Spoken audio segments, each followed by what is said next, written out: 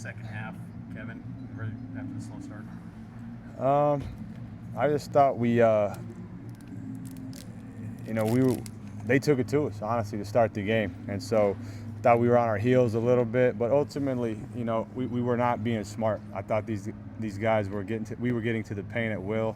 Thought Rob's decision making in the second half was much better, along with AJ's. I thought there was a couple plays right out of the gate. It was the exact carryover of the clips that we showed at halftime in terms of getting to the paint.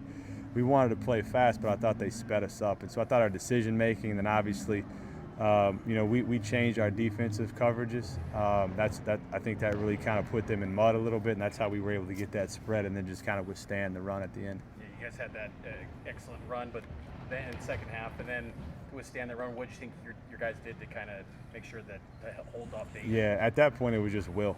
I thought Rob's decision making. Richie's will to win is second to zero people in the country. This guy is just an absolute, just finds a way type of guy. And I love that about him. I thought AJ's poised down the stretch, got some big buckets in the post, found Richie on the one skip pass, something we actually walked through in the ballroom this morning, so it was good carryover. But I just thought it was his decision making, his will to win, and AJ's poise. It's been a couple of games this year where you guys have kind of exploded in the second half. Is it fair to call you guys a second half team? Why we're not? It's true. We hung up 53 points on that team, and that's a really hard team to play against. I told Coach Grant that after the game. They mix up their defenses, they're aggressive, and so hard team to play against. But I did think our guys adjusted. I just told them in the locker room, we got to find some of that juju before halftime, and it's a good lesson for our guys. Last time a team won this event, they won the national championship. That was Florida last year. Do you think this was a good preparation for the conference season, and what lies ahead for this group? I think the theme for us early on has just been, how many hard games and tough opponents we've played against. That's clearly going to be a tournament team, right? And so to be able to play against these types of teams early in the season, I just told our group that's stuff that we can rely on as the season wears on, and we have a lot of reference points that we can kind of hit on as we're in more, tough games, both in conference and in the postseason. He's up next. You. Coach, you have a 26-4 run out of halftime. So as you talk about turning the game over into the second half, what were some things that allowed you to fast break and of course find Richie, and then your playmaking is beautiful. Yeah, it is. No, Rob was tremendous tonight in the second half, I thought. But I thought, we ended up kind of switching some of our matchups that allowed us to then switch some of their pick and roll action, which I thought kind of neutralized them. It was a little bit of a chess match there for a minute with what they were doing with what we were doing. I thought that allowed us to build a little bit of a cushion coupled with our ability to make the right plays in the paint. Coach, this was usually considered a neutral site. Talk about the crowd, the fan base, and being able to feed off that energy and how that helped you tonight. It never gets old, man. And everywhere we go, how many miles away are we from Provo? You know what I mean? You got that many BYU fans there.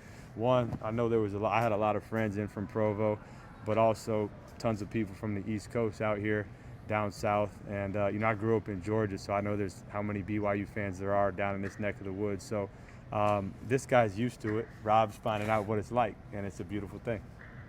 Jackson.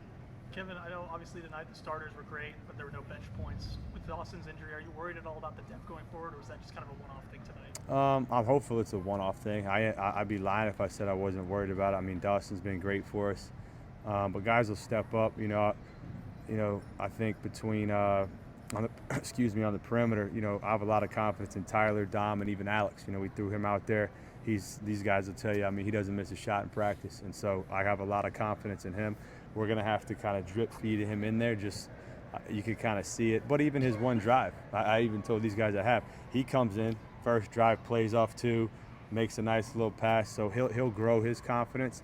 But I'd be lying if I didn't say we missed Dawson tonight, and we will miss him moving forward for however long he's out. Go ahead, sir.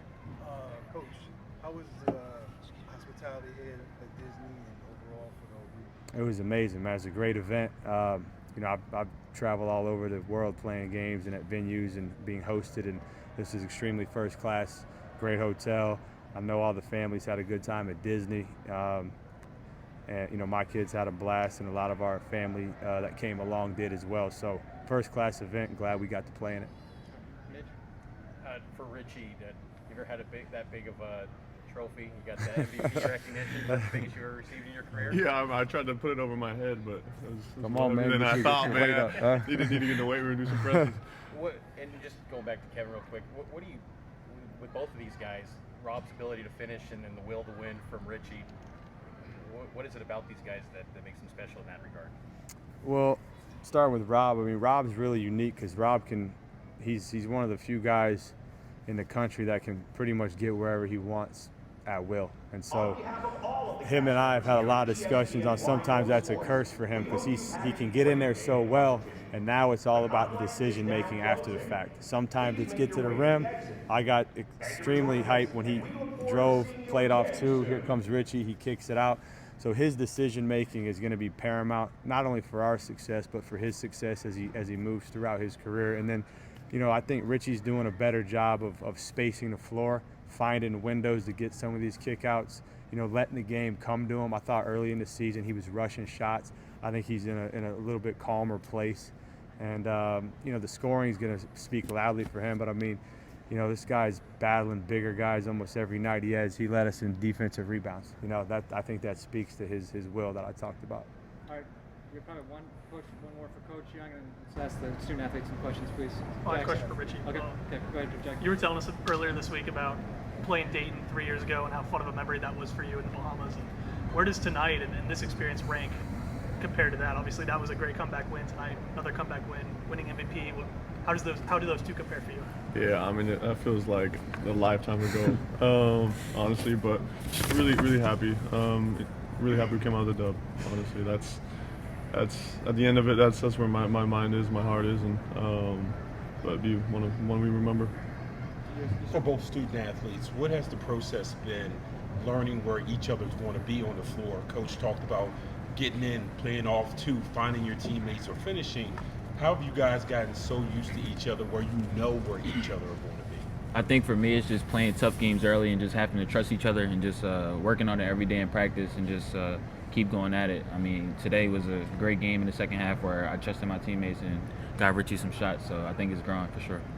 Yeah, honestly, we're just add on top of that is you have to go through hard stuff. Like Coach just kind of touched on it, but after the game. But honestly, like we're still new as a group, and we're learning so much about each other. And again, the only way you can learn about each other is by going through stuff together and having experience. All right, we'll go here, and then Mitch will have the last question. Go ahead, sir. This question's for Rob. Rob, you're fairly new to this team, and it's 7 games in. And as the point guard, you're asked to quarterback the team, but it seems like you're gelling pretty well, pretty quickly. Like, just talk about your comfort and your confidence, being able to know when to score and when to play make in balance mode. I think it's just every day these guys trusting in me. Coach, we have talks all the time, and him just telling me to just let the game come to me and just try to find guys. And I'm going to have opportunities all the time because I'm in the paint whenever I want, like he said. So I feel like it's just making the right decision every time. That's what it's going to come down to. For both Rob and Richie, you guys scored 12 collective points there in about 4 minutes, took a 9-point lead.